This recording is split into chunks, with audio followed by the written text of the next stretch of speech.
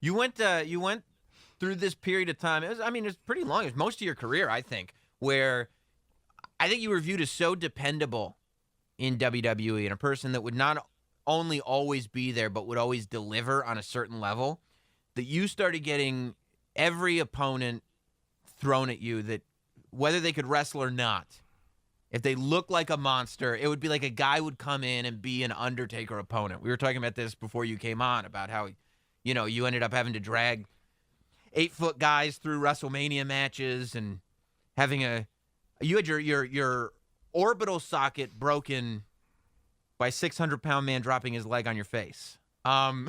Did you get to a place where you were like, look, Vince, I appreciate that you think I'm dependable, but please let me work with some of these guys that know what they're doing. Oh yeah, man.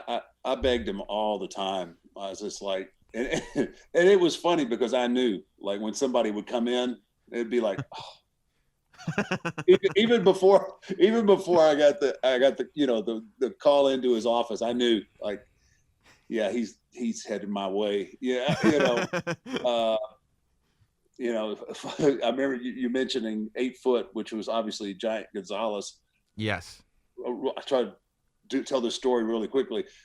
I remember he came in about the same time that Yokozuna came in. Mm-hmm.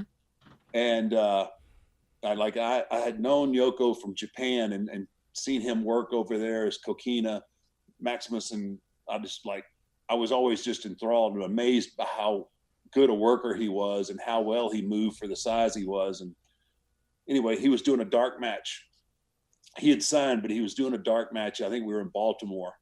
And so there's a stage there in Baltimore that you can go out and you can kind of peek through the curtain and watch, and no one sees you. And so I see Vince standing there, and he's watching Yoko work, and I come stand next to Vince, and we're both watching him and just, watching some of the stuff that he's doing, these kicks that he's throwing, and how agile he moved at 400 pounds.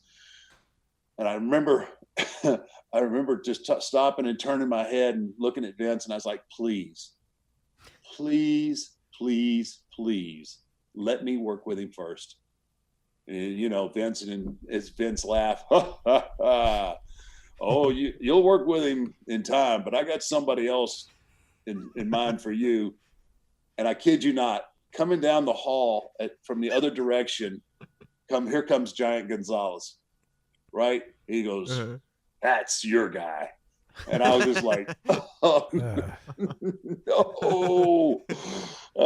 Because I got a little bit of taste of Giant Gonzales when we were in WCW together, right? Right. And I think that might have been another reason why I left, because they were trying to get me in a program down there. And yeah, but you didn't realize all that Giant Gonzales needed was a full bodysuit with fur in all the right places, patches. Right? Yeah. Oh my, that was the worst. That was the hideous, man. It was so bad on so many levels. So but when I got him first, so you got him first, and you get through your match at WrestleMania 9, and you're like, okay, I did it. We got through it. It was a WrestleMania match, and we did it, and it was big, and it's over, and we are good. When you find out we're doing it again at SummerSlam, do you go, what do I have to do? Man, I tell you what, that whole thing took years off my career. I mean, I would be in much better shape now if I could have skipped that one program. Yeah, it was as physically demanding as it was.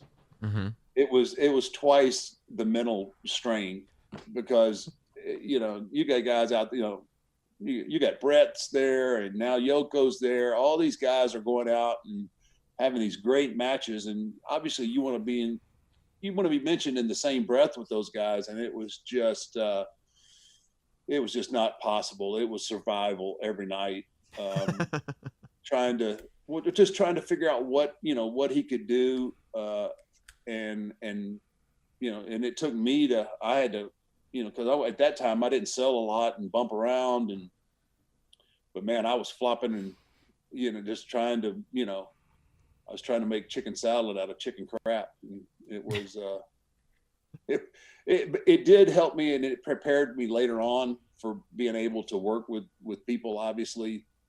With literally anyone. Whew, yeah. I still sometimes wake up with cold sweats.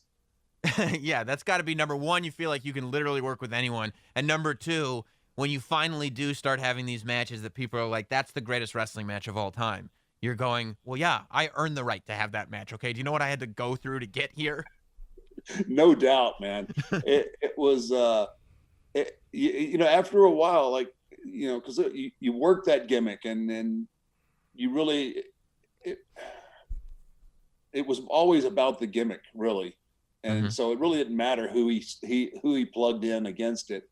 It was me working the gimmick, and then obviously, choke slams and doing all that. But when I finally got a taste, and I think it was, I want to say it was Bret Hart was one of the first guys that I got to work with. And Bret didn't really want to, he didn't really want to change his style too much to kind of cater to the Undertaker character. So it was my first chance really to actually work. And then I had to figure out, okay, now can you work the gimmick and then work a wrestling match? And I had some really, really good matches with Bret that I'm really proud of.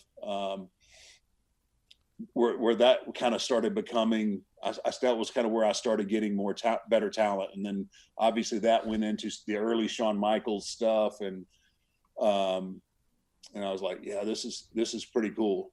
And so it was funny that when I was young and really healthy, I wasn't taking a lot of bumps. And as I got older, more beat up, the more bumps I took, and I had the whole thing mixed up. I did it backwards. That's when you're starting to do planches and stuff like that. You're like, now that I've gotten beat up a little bit, let me throw some lucha in here.